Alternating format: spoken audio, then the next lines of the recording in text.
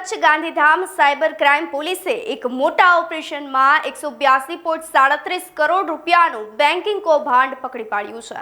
આ કેસમાં પોલીસે 4 આરોપીઓની અટકાયત કરી છે, જ્યારે અન્ય 4ની શોધખોળ હાથ ધરવામાં આવી છે।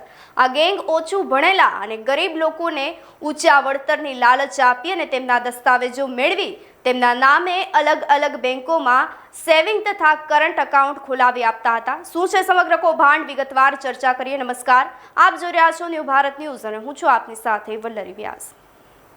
ગાંધીધામની અંદર હાલ જે સમગ્ર કૌભાંડ સામે આવ્યો છે તેને લઈ ચકચાર મચી ગઈ છે।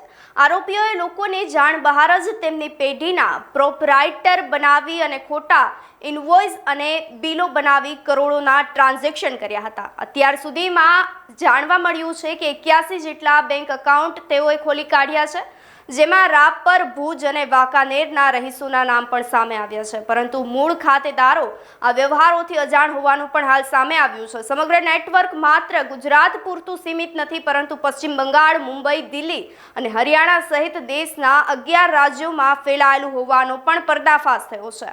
પોલીસે આંતરરાજ્ય કડીઓ જોડી અને વધુ તપાસ હાથ ધરી છે।